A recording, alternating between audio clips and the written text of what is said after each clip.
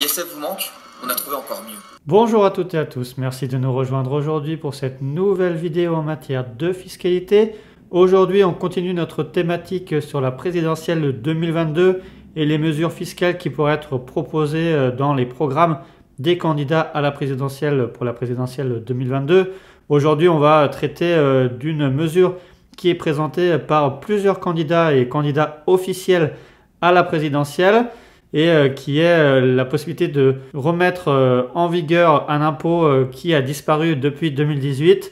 C'est cet ISF, de remettre en place un ISF, et notamment un ISF climatique qui pourrait refaire surface, notamment depuis qu'il a été présenté par Greenpeace et repris par deux candidats à la présidentielle 2022 dans leur programme, Madame Anne Hidalgo pour le Parti Socialiste et Monsieur Yannick Jadot pour le Parti Écologie Les Verts.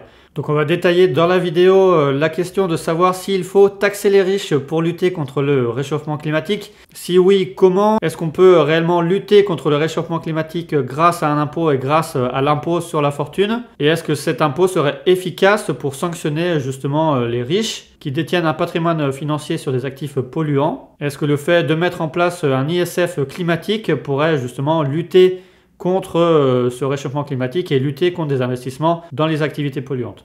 Donc c'est tout ce qu'on va détailler dans la vidéo. C'est parti!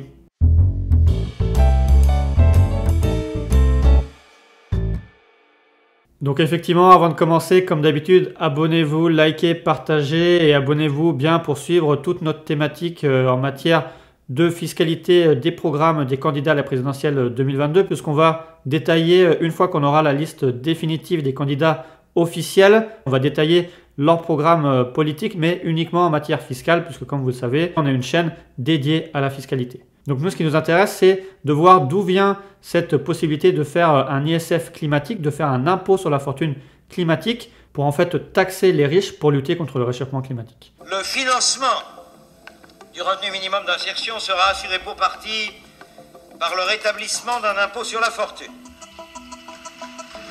Il faut ici lever tout équivoque. L'impôt sur la fortune est une contribution de solidarité, pas une revanche contre les riches.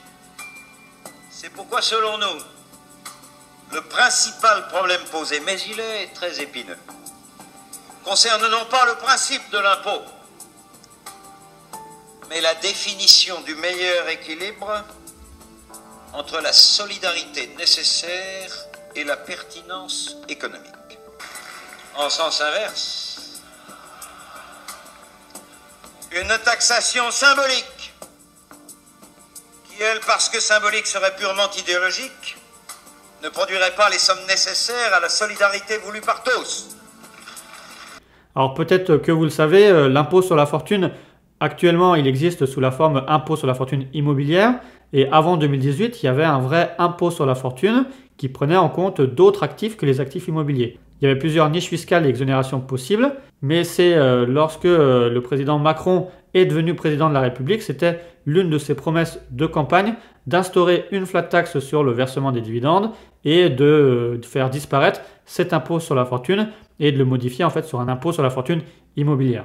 Conformément aux engagements pris devant vous, cet impôt a été supprimé pour ceux qui investissent dans notre économie et donc aide à créer des emplois. Notamment dans un but de dynamiser les investissements, et notamment de faire ruisseler l'argent dans l'économie française. Alors on sait qu'il y a un rapport très récent du 14 octobre qui a un peu démonté cette idée et l'effet annoncé de la suppression de l'ISF.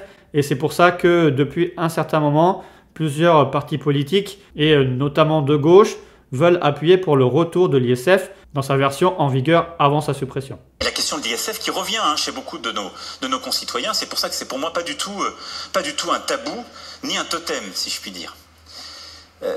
Moi, j'ai tout simplement... Le gouvernement a pris des textes et le Parlement a voté, ce sur quoi, en tant que candidat, je m'étais engagé. Donc il n'y a pas de surprise et il n'y a pas de tromperie, et ça me semble être une bonne règle démocratique d'essayer de faire ce sur quoi on s'est engagé auprès de ses concitoyens. Beaucoup de gens qui disent « il faut remettre l'ISF parce que comme ça on serait juste », bah non, beaucoup des problèmes dont ils nous parlent, pardon de le dire, y compris quand il y avait un ISF très important, ils n'étaient pas réglés leurs problèmes. Et je vais vous dire, Non, mais ça l'a pas résolu de le supprimer non plus, je suis d'accord. Je vais expliquer pourquoi. Et notamment, l'organisme qui est le plus influent sur la restauration de cet ISF, et notamment d'un ISF climatique, cet ISF climatique, c'est l'association Greenpeace. Puisqu'elle a déjà présenté cette idée, notamment dans l'instauration d'un ISF climatique, qui serait indexé sur les émissions à gaz à effet de serre découlant des placements financiers détenus par les plus riches. Greenpeace, on propose un ISF climatique. Donc en fait, c'est vraiment une taxation des plus riches sur leurs activités qui sont en lien avec des activités polluantes pour pouvoir en fait taxer les riches et lutter contre le réchauffement climatique. Premier, on rétablit l'ISF pour aller vers une meilleure justice fiscale. Ensuite, on ajoute une taxe sur les patrimoines financiers climaticides. Cette taxe, elle ferait payer chaque tonne de CO2 causée par le patrimoine financier, soit 44,60 € par tonne. Alors cette idée, elle sort pas non plus de nulle part. Greenpeace apporte pas mal de justifications de pourquoi il faut taxer les plus riches pour lutter en priorité contre le réchauffement climatique. D'abord, Greenpeace estime que 1% des plus riches de la planète sont responsables de 2 fois plus d'émissions de CO2 que la moitié des plus pauvres. D'ailleurs, elle estime que les plus riches en France consomment 2,7 fois plus de CO2 que les moins riches et les plus pauvres en France. Et également, Greenpeace estime que le patrimoine financier moyen des 1% les plus riches en France consomme 66 fois plus de gaz à effet de serre que les 10% les plus pauvres en France. Elle démontre également que les 0,1% des plus riches en France ont vu leur taux d'imposition baisser depuis la suppression de l'ISF. On veut toujours trouver un coupable. Bon, j'ai le sentiment de remplir ce rôle à plein et je l'assume. Et quelque part, personne ne m'a forcé à être là où je suis, donc moi je suis très content et je le fais avec beaucoup de bonne foi et de vaillance avec vous. Mais il ne faut pas raconter des cracks, hein. C'est pas parce qu'on remettra l'ISF comme il était il y a 1 an et demi que la situation d'un seul gilet jaune s'améliorera. Ça, c'est de la pipe. C'est ainsi que Greenpeace a proposé de mettre en place cet ISF climatique pour permettre de taxer les plus riches et de les inciter justement à se désintéresser des actifs financiers qui sont sur des activités les plus polluantes au profit d'activités moins polluantes. Et c'est d'ailleurs cette idée qui a été reprise par les 2 candidats à la présidentielle dans leur programme, à savoir Madame Anne Hidalgo pour le Parti Socialiste et Monsieur Yannick Jadot pour Écologie Les Verts. Un ISF climatique pèsera sur les ménages les plus aisés, dont d'ailleurs le patrimoine émet le plus de carbone.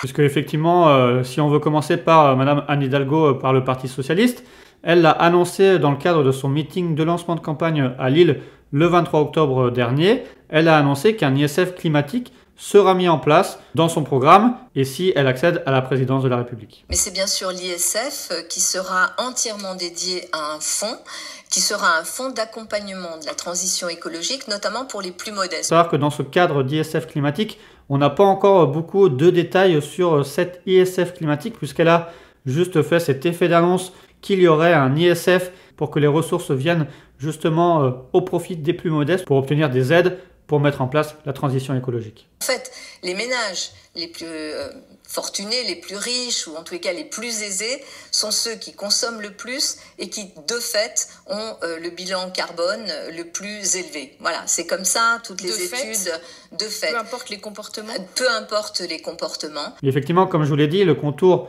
de cette ISF climatique au niveau du Parti Socialiste présenté par Mme Anne Hidalgo dans son programme sont encore à peu près flous. Je pense qu'il est plus simple d'abord de partir du fait que les ménages les plus aisés sont ceux qui ont le bilan carbone le plus élevé et qu'ils aient une contribution qui était anciennement cet impôt de solidarité sur la fortune, sur leurs revenus et leur patrimoine, qui permettent justement de financer tout cet accompagnement social de la transition écologique. Elle-même, pour le moment, au jour de la vidéo, après son interview sur France Info, estime que les contours devront encore être définis, être travaillés, notamment pour savoir, comme elle parle de remettre en place l'ancien ISF, est-ce qu'on serait toujours sur une base de 1,3 million € de patrimoine pour être soumis à l'ISF? Alors l'ancien ISF, ça veut dire que c'est pour les ménages qui ont plus de 1,3 million de patrimoine, ce sont les mêmes qu'auparavant? On verra, on va y travailler bien sûr, hein. Il faut peut-être prendre d'autres périmètres. Est-ce qu'on aurait les mêmes exonérations?